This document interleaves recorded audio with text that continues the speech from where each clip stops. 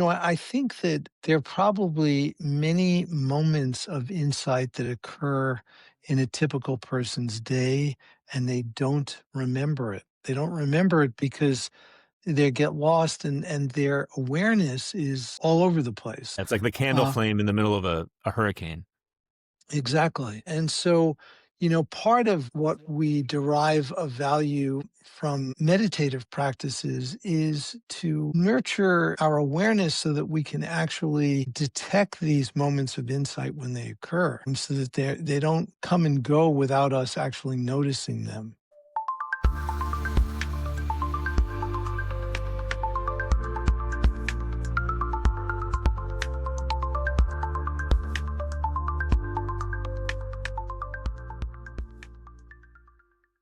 Hey, Richie, great to see you. Great to see you. Great to be here. So you shared a paper with me a couple days ago that I wasn't aware of, and I thought was one of the coolest papers I've seen in a while. And although it's not from the meditative space, it just so perfectly aligns with a lot of the things that we talk about all the time, and specifically insight and wisdom. And it got me thinking about my own experience of wisdom and insight, how it's played out in my own life. And one memory came to mind. It's something that I think I've shared with you. For people who use the Healthy Minds app, they would have heard me talk about this. But it's a moment from my early journey as a meditator that has always stood out to me as one of these life-changing epiphanies. And I remember exactly where I was. I had just seen Schindler's List, that just incredibly devastating movie about the Holocaust by Steven Spielberg. This is in 1993. So it's the year I started meditating, actually. It's almost right around the time I was meditating for the first time. And I remember walking out of the theater. And I remember the warm, humid summer air. I was at the Willow Creek movie theater outside Minneapolis where I grew up. So I totally remember this spot. And I had just seen this devastating movie and the horrors of the Holocaust and World War II, and then the compassion and altruism of Oskar Schindler, the main character of the movie.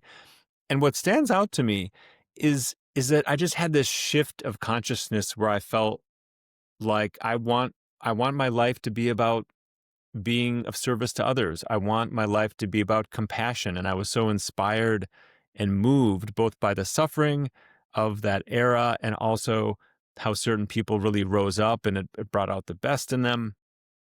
And I usually think about that particular episode, that moment from my own life, in terms of meaning and purpose, because it was one of the first times where I really felt that shift of wanting my life to be about something more, about the greater good, so to speak.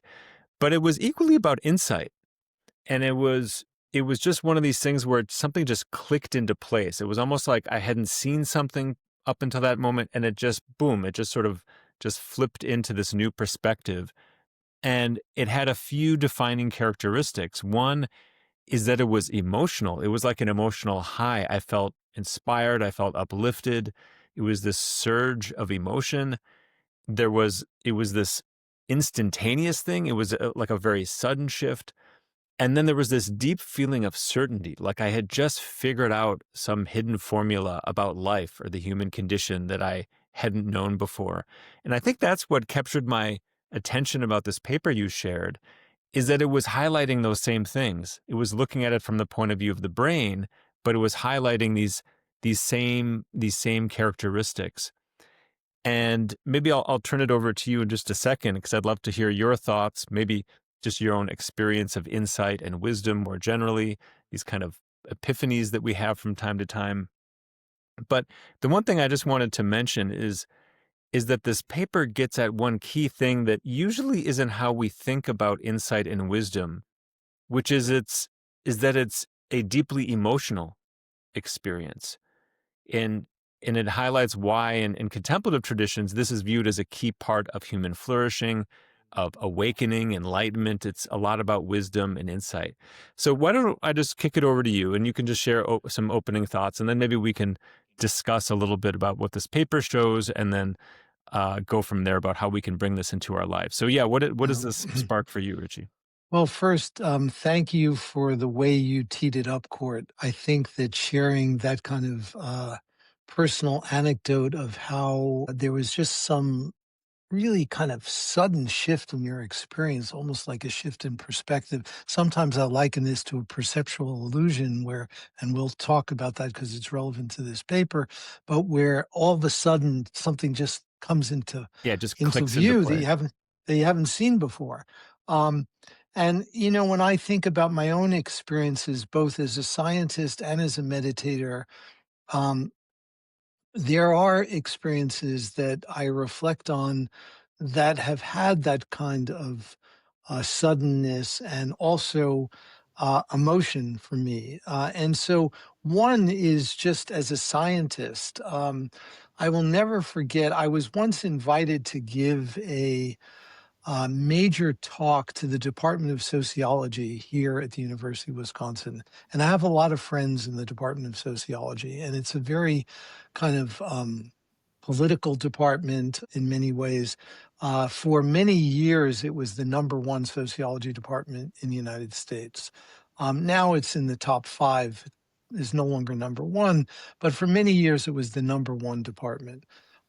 Really high powered department. And I remember really feeling this was many, many, many years ago, early in my career, before I really started doing meditation research. I was studying the brain mechanisms of emotion and depression and anxiety. And, I was a pretty conventional affective neuroscientist. And I was thinking about giving this talk in the Department of Sociology on the brain. And, to them, the brain, in many ways, in biology, it rubbed them the wrong way because they thought about it more in terms of nativistic accounts of behavior. And, these are sociologists who believe in the role of social structures in determining behavior. And I had some close personal friends in the Didn't they have department. some roots in like Marxist thinking? Yes. And yeah, Yeah. so it was like a very different One of theoretical the viewpoint. top people in that department was a very dear friend of mine who sadly died from a very virulent form of leukemia. But his name was Eric Olin Wright, and Oh he's yeah, a this is the very one we wrote about exactly. in Born to Flourish. Exactly. And a Yeah. very, very prominent sociologist, Marxist sociologist, but mainstream. He was actually a former president of the American Sociological Society. So he's extremely well known. In sort of the run up to this, I was very anxious about what I would be talking about because my biology bent was so inconsistent with the way they think about things. And this was really before the days of neuroplasticity. Um, and then, I had this epiphany about neuroplasticity Hmm. and kind of the social brain before it was popular, before there was such a thing as social neuroscience, before there was any discussion of human neuroplasticity.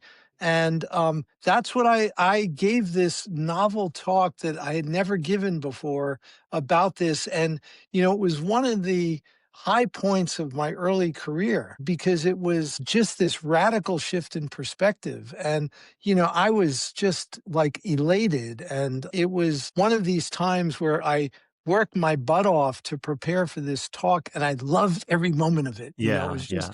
It was so juicy. Yeah, So, there's like this deep welling up of inspiration that comes along with these, especially this kind of life-changing insight where it's informing your life in some way.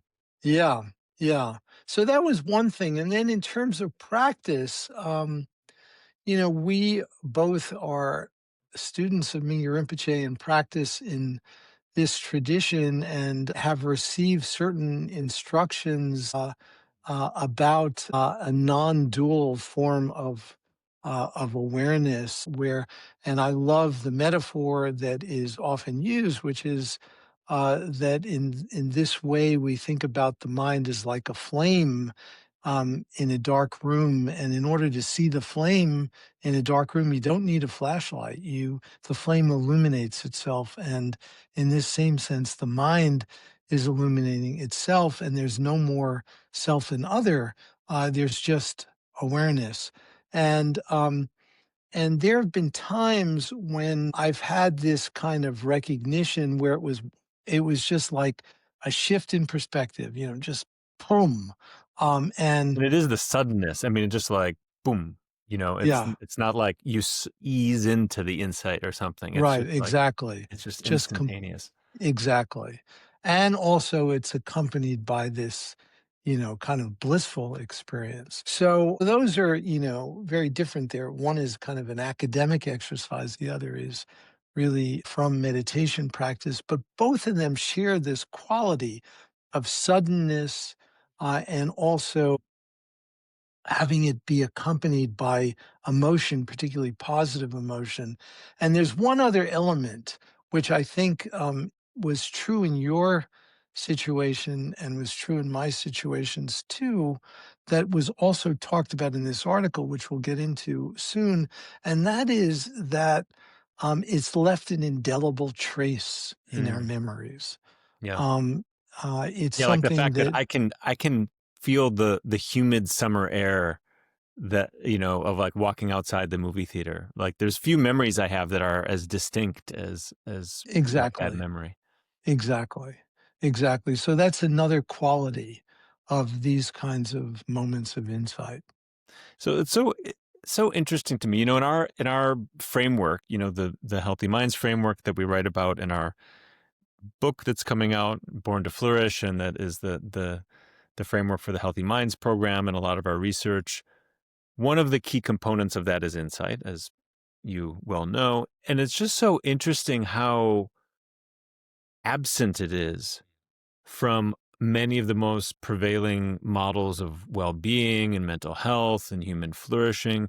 Because if you go back to the meditative traditions or the real human philosophical traditions, I mean, if you look at Socrates and Plato and Aristotle, when philosophy was more out in the street and in the public, wisdom and insight were kind of the thing. They were like the central thing. And I feel like now when you think of wisdom and insight, it feels like it's somehow some academic, dry, intellectual, like clinical sort of thing, when in fact it's actually not at all. It's so deeply emotional, and it's so, you can see when you think about these moments like the ones you shared, the one that I shared, why it's such a key part of flourishing and models of in spiritual and meditative models of well-being, because it has a way both of radically shifting your perspective, but it's an energizing force in a way. It has like this inspiring, motivating, kind of forward moving energy where you just feel like my life is different now. It's not like, oh, I just figured out a math problem, although it could be that. But when it's applied to your life, it's like my life is different. Like I see the world differently. I see myself differently. It like changes everything in a way. So Yeah, and there's almost like a kind of, I think of it as a sense of vitality yeah. that is unleashed by this. Yeah, it's almost like an energy in a Yeah, strange way.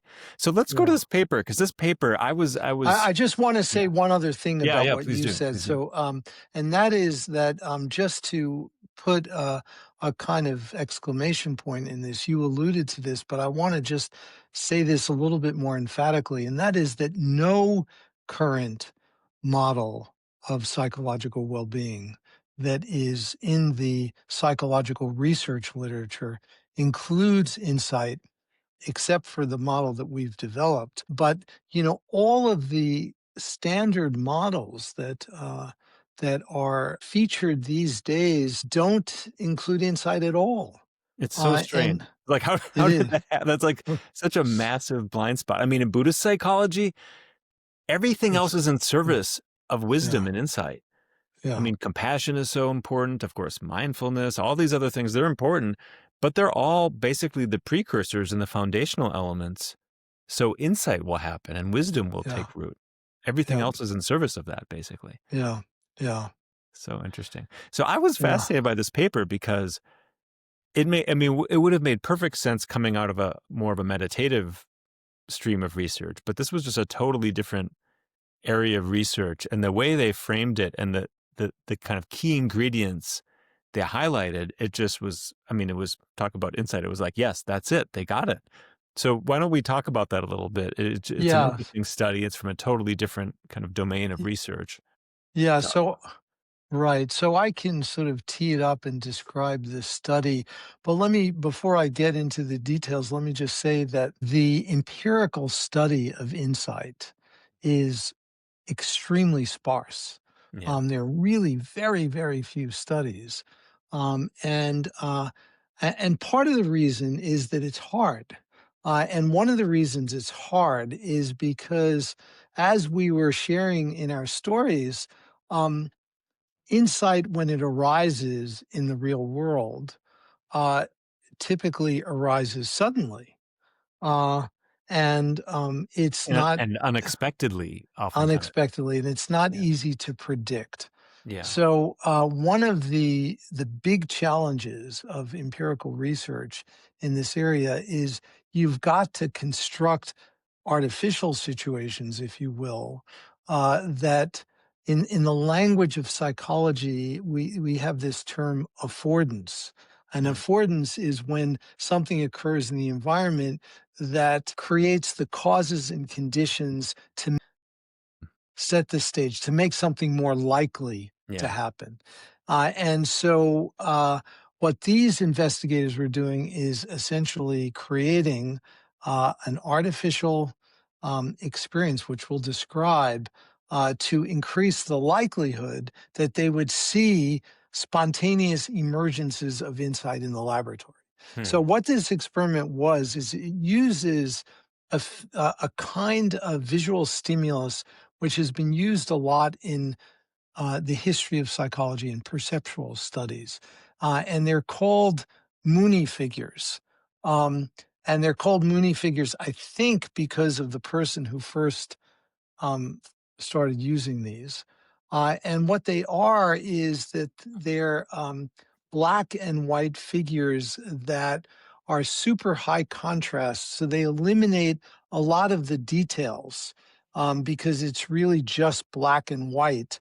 And it makes it very difficult to see what actually is depicted. So, for example, you can have a picture of a dog where if you just took a regular photograph, everyone would be able to instantaneously recognize that it's a dog. If you bled the color out and you bled all of the low frequency information in the photograph, which is the more subtle information, um, and you were just left with the very high contrast, say the nose, the mouth, um, major features, and sparsely represented in the black and white, it would be hard to detect.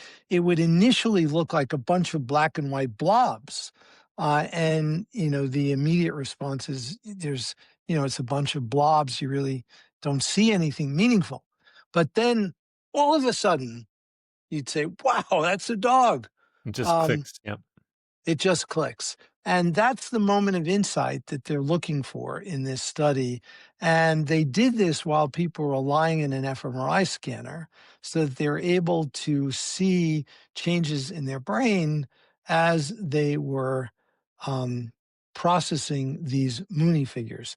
The other thing that was done in this study is the other cool thing that was done is that the participants were contacted 5 days later and they were given a test of recognition. So they were presented with a bunch of Mooney figures, some of which they had seen before, some of which were entirely new, and they were asked, "Which ones of these have you seen before?" So it's a hard-nosed behavioral measure of recognition memory.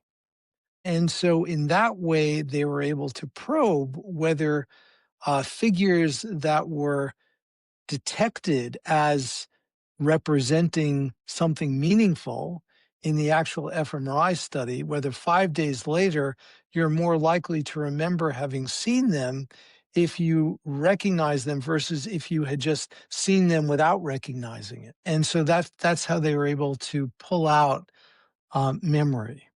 And there are a couple of other things that are important about this study, but um, I'll say just one more now, and that is that in addition to looking at just the perceptual parts of the brain, the parts of the brain that you would clearly expect to be involved in this since they're being shown visual information, you'd expect parts of the visual networks to be activated and engaged. They also looked at emotional areas of the brain. This relates to the piece we were talking about earlier, that kind of aha experience, the often exhilarating feeling that you have, positive feeling. And so they wanted to see whether when you had this moment of insight, whether the emotional regions of the brain were differentially activated at those points in time. And the results of the study, I mean, just to put it on the table now, and then we can discuss it, is a few things. One is they found a distinct pattern of brain activity that distinguished between seeing these Mooney figures when you don't recognize them, when it doesn't click, versus seeing them when it does click. So that's the beauty of this experiment. It's the Yeah, it was identical a really brilliant stimulus. design. The way they did it, I thought was really quite clever. Brilliant. Yeah, and we should mention to the viewers this was published in a very, very high profile journal. And so I think a you know, team this is in Germany, in Hamburg, and a researcher at Duke, I think is the right. And, you know, these kinds of journals, they typically reject 90% of the papers submitted. So it's very, very high profile. And so the cleverness of the design was such that they were able to compare the brain activity when you're just seeing these Mooney figures and you don't recognize them as something meaningful versus seeing them when you do. They're matching the visual information. That's all perfectly controlled. And that's what makes this so cool because they can really isolate this to the psychological experience of insight. and it was interesting too, the regions. I mean, the amygdala, the hippocampus, like the amygdala is one of these regions where people normally, if they hear that term at all, they hear it in relationship to fear, anxiety, and it's one of these kind of like the bad boys of the brain where people think probably in the popular conception, it's like, oh, this is like the part that you don't want active, but the story is so much more complex and it's involved in all sorts of things. And so it's just interesting. This paints a picture of one of the, clearly there's something going on that's very different. Obviously, people are not having an anxious response. They're having, likely an exhilaration response. And so it's more positive emotion versus negative emotion. And then the hippocampus too, which is of course memory. And yeah, I don't know if you want to comment on that, but it sheds some light on what insight is all about, actually. Yes, exactly. And the amygdala you can think of as an area that's important for salience, positive or negative. And so if something is important, if it's meaningful, if it's significant, it's likely that the amygdala is going to be engaged in some way. And the So just to put that hippocampus, in kind of think about that, you're just kind of there going about your life and your mind suddenly just registers something important. It's like it kind of latches on like, oh, there's something I need to pay attention to here, and just kind of spontaneously latches on to it. Is that a way to think about it? yeah, that's a good way to think about it. And the reason why I think it's gotten the reputation of being involved in fear, which it is, but it's also involved in these positive emotions. But when a threat occurs or there's, something genuinely fearful, it's typically unusual. I mean, there are many more instances of positive emotion each day than negative emotion, despite the challenges in our world today.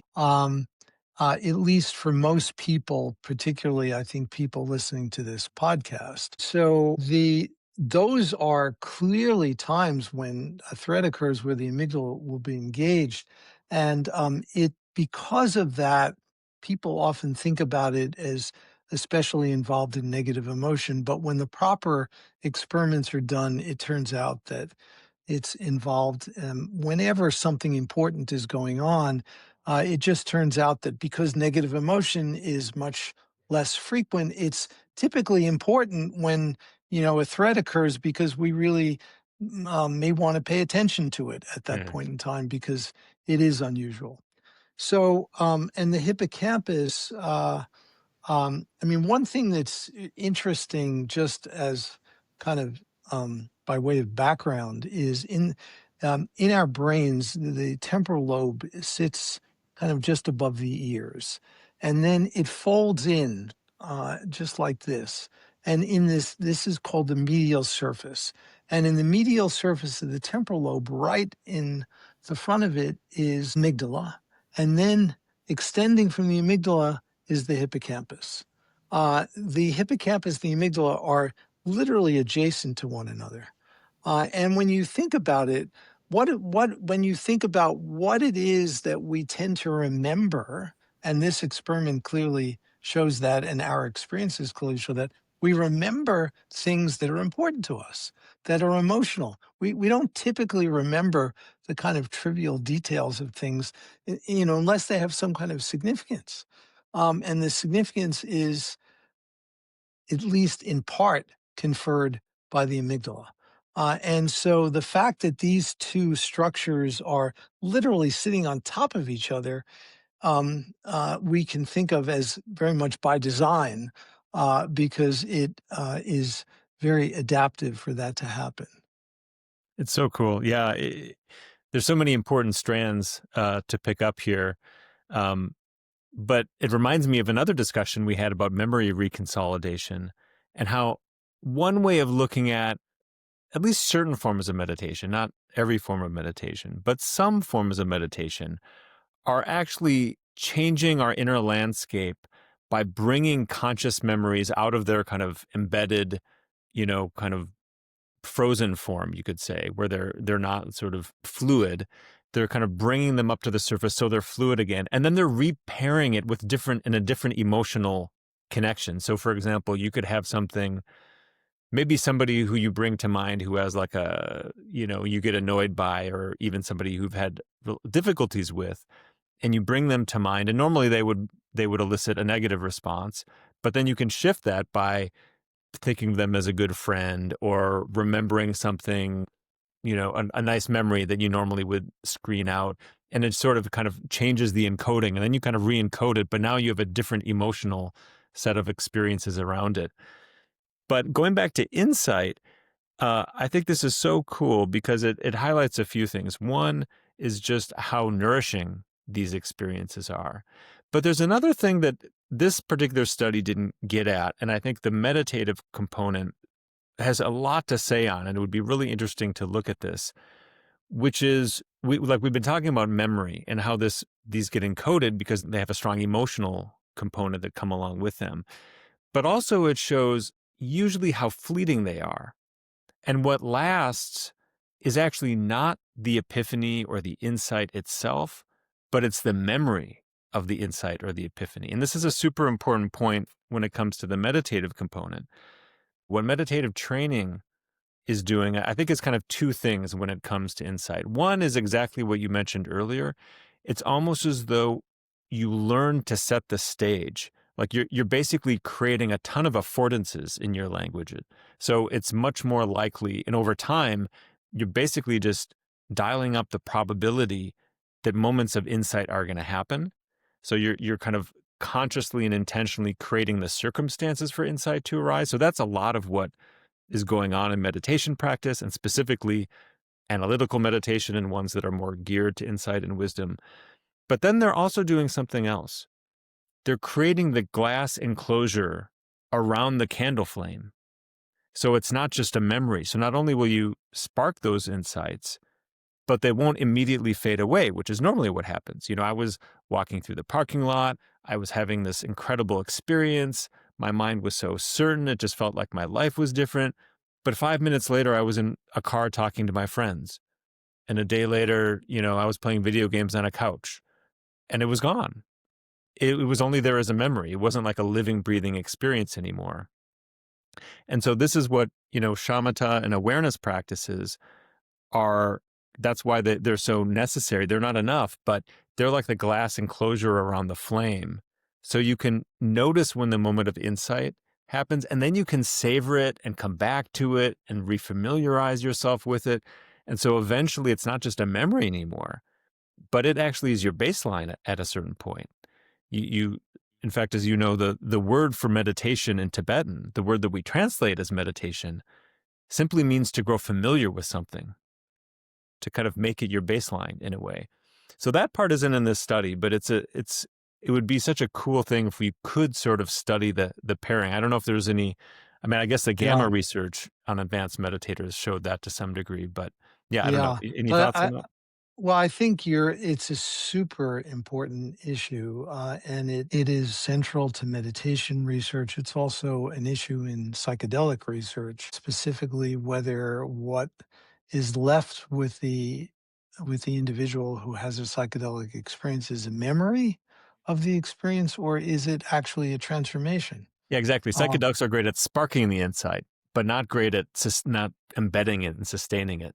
yeah, exactly. And so you can think of an insight being an embodied insight that actually results in a change in the very way that we um, experience the world, which in sort of neural terms would be expressed as a trait change in the brain, a trait change being one that was enduring, not just episodic. Um, I think, and I totally agree with you that this is where the contemplative traditions really play such an important role. We think about meditating and putting our butts on the cushion every day in order so that we remember to constantly refamiliarize ourselves, that we remember the basic nature of our mind, which has to do with these insights. Exactly. So, yeah, it's really important. So maybe we could end this discussion on the practical side of things. Um, I mean, I can see in the meditative traditions there is very clear and specific methods for both generating the insight and sustaining them, like learning to make them, as you said, to kind of more trait-like insights. And I think it's almost probably a lot of people, if they haven't done these practices, it's hard to imagine what that would even be like. But if you can imagine like an epiphany you had that was one of these life-changing epiphanies, not like a math problem, but something about your life or relationships. And imagine if you could carry that with you, not as a memory, but that the lived felt experience of that, and you knew how to get back to it, and you knew how to to sustain it so you could bring it, even just as you're living your life. It's almost kind of unthinkable just because it's not our normal experience. But that is what these great meditation masters Yeah. are doing essentially.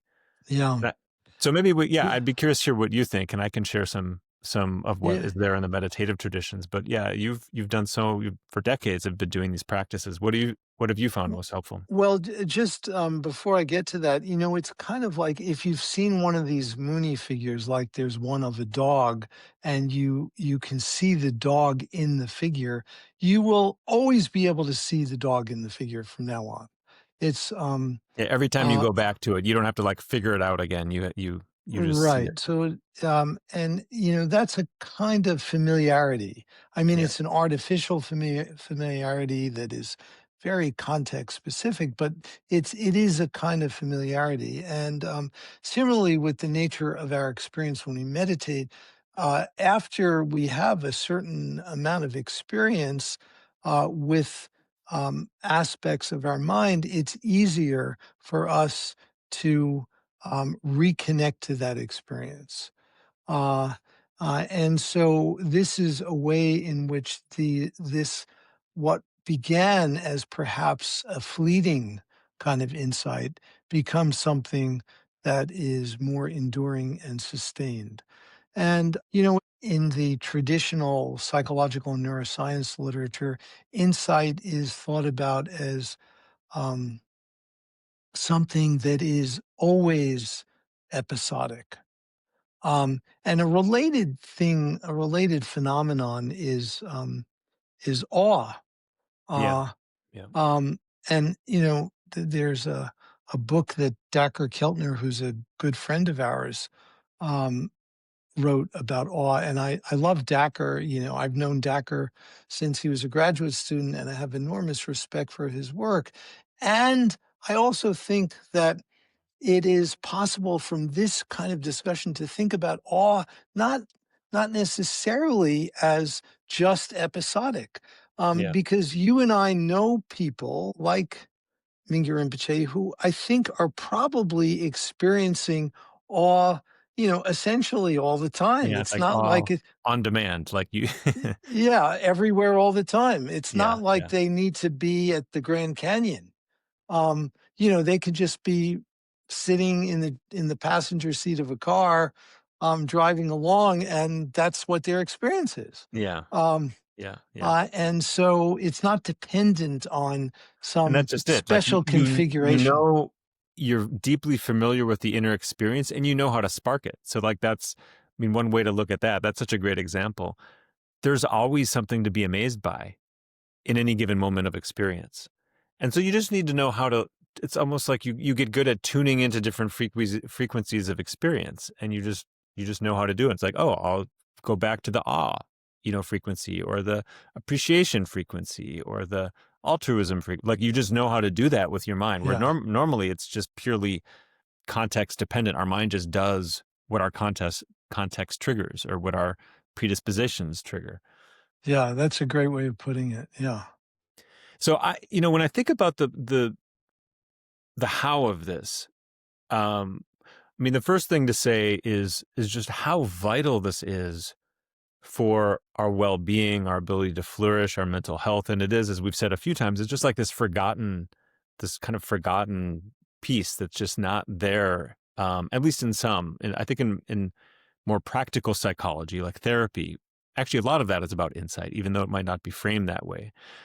But the first thing, when I think about the meditative view on this, I would say the first and most important thing is to be incredibly intentional about what you feed your mind.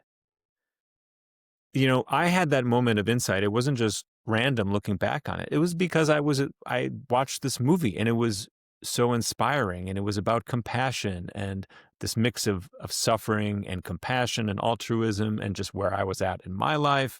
Like it wasn't an accident that I then had this moment. So the conversations we have, what we listen to, what we just choose to put into our mind, it's like the raw materials. On its own, it's not going to do it, but it's like without those raw materials, it's kind of like you don't have the sustenance, based on which you might then have that moment of insight. So that's to me is the first and in some ways the most important thing is like feed your mind the right kind Mm, of your yeah. heart and mind, the right kinds of food. If you do that well, kind of the rest will kind of take care of itself. The second part is, and this is also something we've been talking about recently, is we need to create space to digest that. Like if we're feeding all the time, like we're constantly watching things, as we always are, we're doom scrolling and we're constantly feeding, but we never have time to digest that food. It's not going to happen either. So again, with my memory, it also wasn't an accident that it didn't happen in the movie theater. It happened when I was walking out of the movie theater, and was just my mind had been focused Mm, and then it relaxed, yeah. and somehow everything was able to shift and move. And it was in that moment of just the mind releasing the attentional focus and not yet doing anything else, that little magical moment of alchemy could happen. So those kind of things, in some respects, that's kind of what we're doing with meditation. We're doing this dance of feeding it some things and then opening up. So maybe I'll again kick it over to you for some final Right. thoughts. But I think if we do those two things well, insight is going to happen and we'll be able to Yeah. sustain it. Yeah, I think that's true. And I think that, another piece, I'm curious to hear how you would frame it, is, I think that there are probably many moments of insight that occur in a typical person's day, and they don't remember it. Yeah, they They just don't get lost. remember it because they get lost, and their awareness is all over the place. It's like the candle Uh, flame in the middle of a hurricane. exactly. Exactly. And so, part of what we derive of value from meditative practices is to nurture our awareness so that we can actually detect these moments of insight when they occur, and so that they don't come and go without us actually noticing them. Yeah, that's so true. And that maybe leads to the probably the thing that we talk about the most. Actually, we haven't mentioned it that much today, but it's the centerpiece actually for our conception of insight that we include in our framework, which is curiosity and just being a good kind of like a student of your own mind, a student of experience, a student of the human condition, and just trying to cultivate that sense of childlike curiosity where you're just always observing your mind and observing experience and just with this kind of interest to see how it all works. So again, that there's Yeah, yeah. actually, it's interesting because the curiosity piece, I think, is so important, and it motivates us to really be aware of our experience. Just, I knew we were doing this recording today, and we're going to talk about this paper. And for the last couple of days in my meditation practice, my regular morning meditation, I set an intention that um, I'm really gonna be curious about moments of insight during my Hmm. practice, and it had actually changed my experience over the last couple of days. Just and it took maybe 30 seconds to just set that intention right at the beginning of the practice, but it helped me, I think, notice certain things with more granularity than I would have otherwise. It's so funny how just that intention, it just reminded me. I have this thing I wear on my finger. It's going to sound like I'm sponsored by this or something. I promise we are not sponsored by this product. In fact, it's a Muslim, I think it's made by like a Muslim company that they use it for, I think, prayer counting, but it's just basically a counter. Like it just counts. You just press a little button and it counts. Just having that on my finger is like an insight catalyst. I mean, that's what I use it. I mean, it's part mindfulness, but it's like reminding me. I mean, in our terms, we talk about it's like the view. It just kind of, I remember it and then I just click in. It's just like that binary shift that we talk about all the time. But just having that on my finger is enough to remind me many, many more times that if I didn't, you know? So again, it's like, it's an affordance, right? So it's Yeah. interesting. Like you said, just having that in mind and that intention, it changes things. You just notice things that you didn't notice or sparks things that wouldn't have been otherwise sparked. So cool. Well, this is yet another topic I think we'll return to many, many, many times over. So we'll have to generate more ideas of things we can talk about in this domain of insight. So thank you for a great conversation. Thank you, Cort. This was wonderful.